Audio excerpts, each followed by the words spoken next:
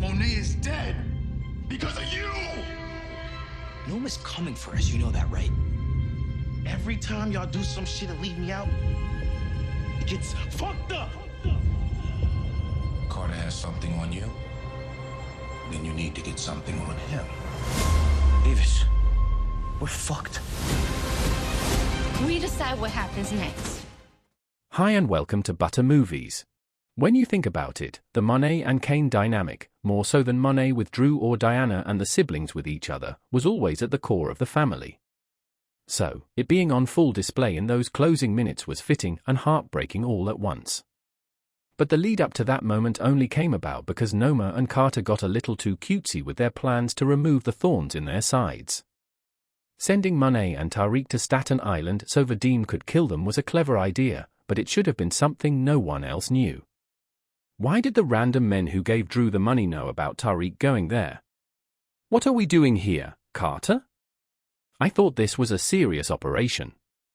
Monet mentioning to Janet in passing that she was going to Staten Island was obviously the biggest blessing in disguise, as was Diana and Dru conveniently being in the right place to overhear Effie and receive the information. But it's power. None of these people would still be alive if luck weren't on their side now and then. Dru and Diana have turned themselves into solid soldiers. We've seen from Dru all season that he's more than prepared and ready to get his hands dirty and step up, but Diana has also shown that she's brave. The conversation between the two in between body shots and lap dances was too short, but both needed to just let themselves be honest about how they were feeling. Dru has embraced the side of himself that Lorenzo always saw. And Diana? Well, Diana is confused, and she's trying to make sense of her life and what she wants. That's normal coming off a loss and what she did, but it's not easy to put a voice to that. These stories will be wrapped up so soon, and it sucks because there's still so much story to mine there. There is still so much. Now, this is what I'm talking about. This is the Power Book 2, Ghost we've all come to love and revere over the years. As a universe, Power has always been at its best when its varied plot points, as convoluted as they may be, coalesce and have all the characters together, whether they're working against one another or something bigger than them. We finally reached that point with 3 hours to go. While I may have lamented the emphasis on Carter and his crew during Power Book 2, Ghost Season for Episode 6, it all paid off here when they were in a much diminished role, and Carter's grandiose plan to eradicate violent crime by owning criminals all over the city slowly started to crumble. As a bad guy, Carter has been okay. Michael Ealy always brings a lot to the table, but it almost would have been better if Carter had been introduced earlier in the series because already knowing there's a firm end date to all this makes things feel more rushed than they need to be. We only know Carter's motives because of a monologue he gave instead of having ample time to see things play out on screen. Now, we've already passed the climax of this story because Carter's world is imploding on him, and all feels like it happened within the blink of an eye. The bottom line is that Carter was never going to be able to catch every criminal under his thumb, cross all his T's, and dot his I's without something going wrong. He may want to believe he has all these people on a leash because he can dangle prison or death on them, but that was never going to last forever because eventually, he'd meet someone who would fight back or, even worse, someone who had nothing to lose. Killing Camel was a decision made in the heat of the moment that Carter had to cover up quickly. Tate quickly breathed down his neck, and pining it on the Russians was easiest for him. But he probably didn't count on his down to commit crimes whenever crew having a conscience about a good cop being killed. Nor did he see the Tejadas going rogue coming, though he should have if he didn't have his hand in so many pots. Strong as prior seasons, and that's not a controversial opinion. There have been some stronger hours, or at least ones that were entertaining, but if you had to grade the overall season up to this point, anywhere from a C- to a B- sounds about right. But this hour? This one? This was easily the best hour of the season and one of the best ones of the entire season. Now, what do all solid episodes of Power Ghost have in common? They typically follow the Power model, a solid mix of humor, drama, action, and plot lines that may have felt all over the place but intersected dynamically. That's precisely what happened here, as the lead up to Noma and Cane's sham wedding featured a plethora of surprises and a hell of an ending. Noma and Cane's domestic partnership was always born out of need, as the two have gotten further away from romance. Noma needed an American husband, and Cane needed the connections Noma could give him. And just like that, a mutually beneficial partnership was born. Teaming up with Carter was a way for Noma to take back some control, and for Carter, it was surely a payday and a way to get rid of his problems. Noma's plan didn't fully compute with me at first because she seemed so hell-bent on making sure everything was perfect, insisting that Monet come to the rehearsal dinner, even when things started to spiral out of control. But it was ingenious because she knew how Monet would react and behave. She knew that Monet would not come in happy and supportive of her son's marriage, which would later give her a reason to play pretend with Cane and use her past actions as the reason she didn't attend the wedding. Cane would think Monet truly didn't support him and his actions, while instead, she was dead somewhere on Staten Island. But Noma overplayed her hand, as we'll get to. She also had no idea what the bond between the Tejadas was because she'd only ever seen it from the perspective of them trying to take one another down. Monet has always prioritized family, but much of that was not rooted in a real need to prioritize her family. It was to prioritize herself. Monet isn't the worst parent we've ever seen on Power, but she wasn't a good one either. She did what she thought was best for the Tejadas, but only if it benefited her. She forced her children to follow her lead, even when it was far from in their best interests, because it was what she needed. This season has been perhaps the first time she's shown herself to think truly beyond her own needs and desires. She's asked of them instead of demanded. She's met them in the middle rather than forcing things upon them. It's been a fascinating change for Monet, who's changed subtly while still staying true to herself. Her apology to Cane felt out of place in the moment because she's been all over him all season. So, for her to suddenly throw down the gloves and just tell him he's a good son certainly came across as a bit awkward.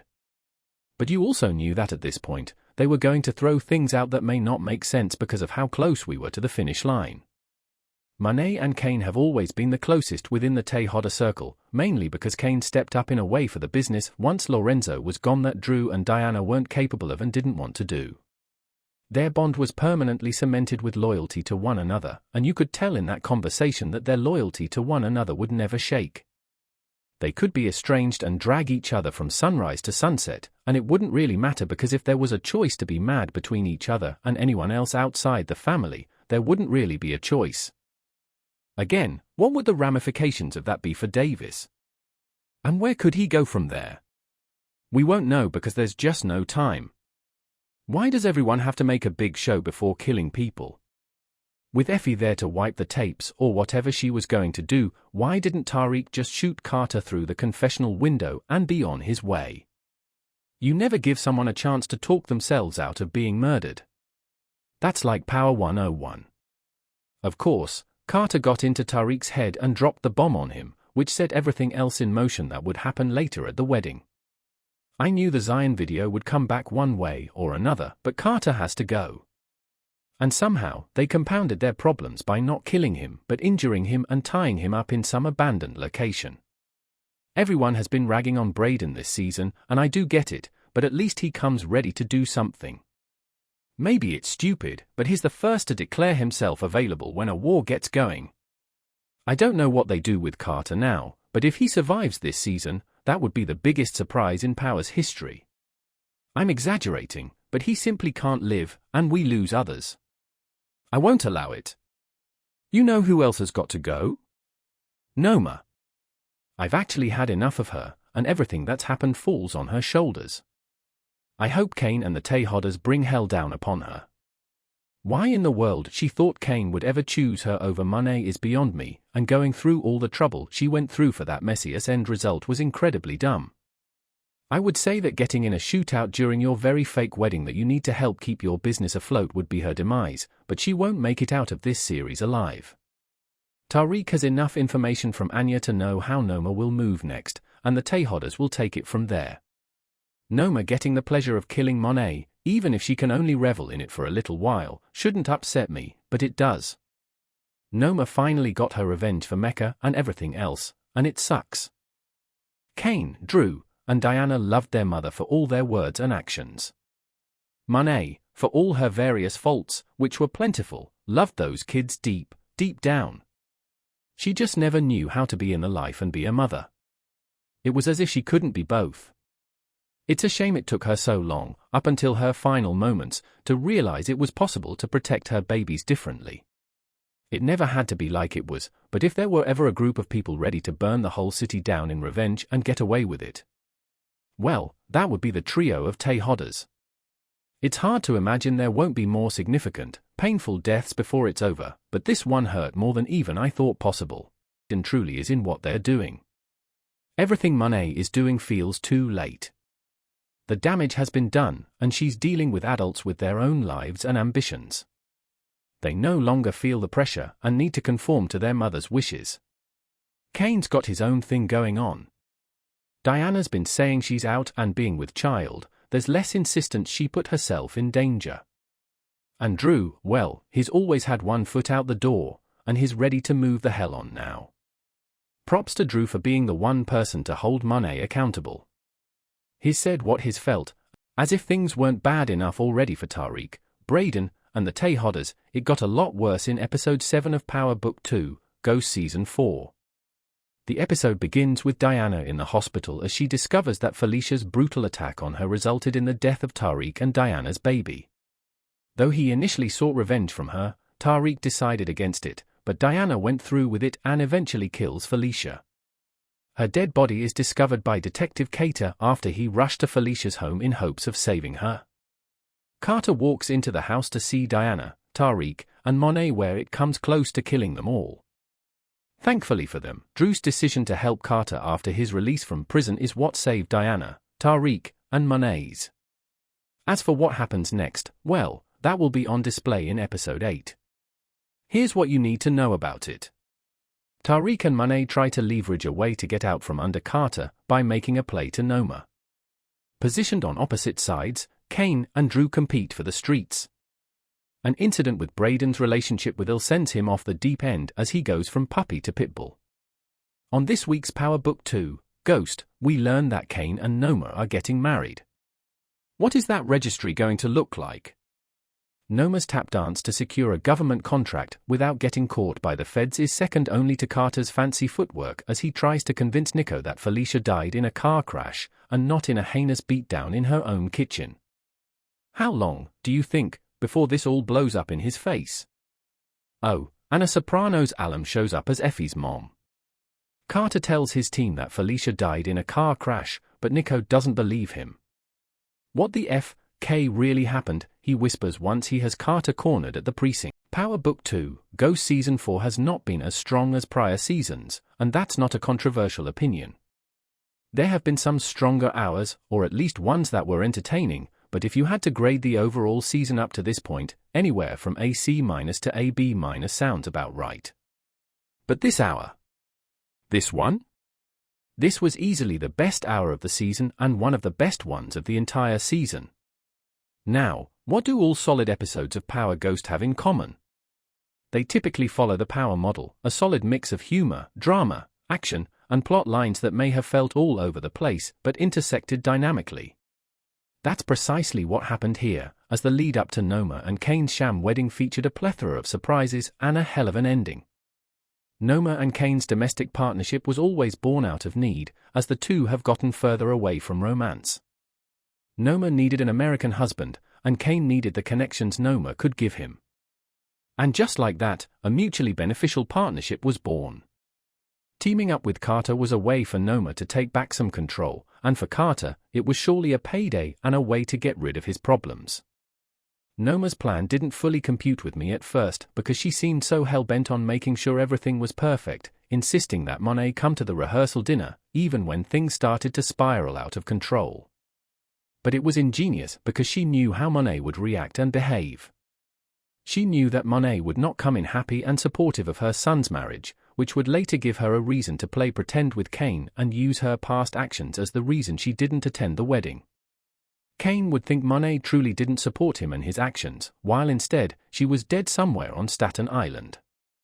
But Noma overplayed her hand, as we'll get to. She also had no idea what the bond between the Tejadas was because she'd only ever seen it from the perspective of them trying to take one another down.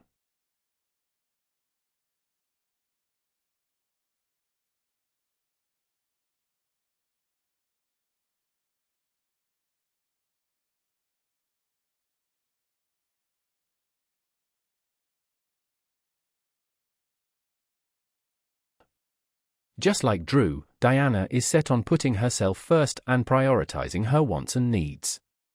This means putting herself and her future child above the needs of her family for once. In order to do that, Diana can't compromise for the sake of Tariq. If Tariq can't make the necessary sacrifices in order to create a safe life for their child, then there's no point in Diana trying to make things work. We saw how things ended with Ghost as well as with Lorenzo and Dante Emeka. Diana doesn't have to be the next to experience it. The moment we knew would come finally arrived for Tariq in Power Book 2, Ghost Season 4, Episode 5 titled Ego Death. Actually, it was two moments. The first is Noma finally caught onto Tariq and Braden's underground drug operation through college parties. She discovered it after finding a bag of coke in her daughter Anya's bag after the same bag of coke was brought to her and said to have come from Stansfield. Noma walks into the next college party with Cane to see the operation live in action, and though their plan is to kill Tariq, they're forced to put a stop to it after Tariq uses Anya as a distraction. The second moment is Tariq finally accepting that he is no different from his father.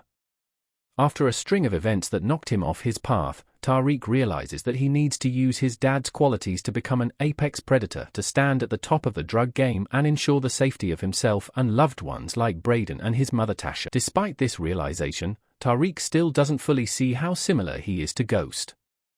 Just like his father, Tariq is quite inconsiderate to the needs of loved ones around him, and he can't seem to prioritize their issues as he does his own. When Braden voices his issues during an argument with Tariq, they get brushed aside as Tariq tells him to take this *T on the chin like I do every day. Later on, Tariq expects Diana to be okay with him being deep in the drug game as they raise their child, as opposed to pretending to be out of it like Ghost did. In each case, Tariq put his needs and desires above Braden's and Diana's without considering Monet nearly lost two more children in episode 4 of Ghost as both Cane and Tariq were in pursuit of Dru and Diana, respectively, in retaliation for trying to kill Monet and set up Tasha for a death of her own. When Monet learned of Diana's pregnancy, she immediately called off Cane moments before he would have killed Dru, and she also convinced Tariq not to do the same to Diana. Now, it's time to put the family back together, but Monet wants to do it the easy way. The drug game is what tore her family apart, but now, Monet is hoping that it can bring her family back together. Realistically, that is the easy route towards rebuilding the family. Effie's mother, played by the sopranos Drea de Matteo, ambushes her on the Stansfield campus, calls her Josie, and announces that her husband has left her for some young bimbo that works at the car company. She says she's broke and is wondering if Effie can float her some money. The man that molested me left you, Effie says flatly. Sounds like a can you problem. Her mom continues to gush about how proud she is of Effie, but it doesn't land. If you were on fire, Effie says, I wouldn't piss on you to put you out. She says some more in the same gist, which causes her mom to drop the nice act. There she is, cold-hearted Josefina, she says, you're a real bitch. How is anyone ever gonna love you? Effie delivers the fake social media history to Cane for approval, but all he wants to talk about is how she has the wrong idea about him and Noma. She laments that she's always had to take care of herself, to which he replies, I've got you. Braden moves out of Tariq's place, saying he's going to move in with Elle, because he loves her. Tariq mocks him, saying he barely knows her. They argue a bit more about what Braden's doing with their various business enterprises. I'm moving fast and smart, and T's working. Pretty soon, Jackson and Effie are summoned to Noma's, and they both are shocked to hear the big news. Our nuptials need to appear rock solid, so any dalliance between you two is now over, Noma informs Effie. Adding insult to injury, Noma instructs Effie to create a social media profile for Cane so he looks legit. Effie acts like she doesn't care. Since Noma won't help Tariq and company take down Carter, they pivot. New plan is to give Carter all of their leverage on Noma. And for that, they need Davis' help, and after some initial hesitance, he declares his allegiances with them. He lets them know that Aircraft Global, a front business, washes her drug money. But she's under too much scrutiny in Europe, so she needs an American citizen to own the front so she can get the government contracts she wants. And a prenup will protect her assets. Davis tells them about Sterling Reynolds, who works in the Commerce Department.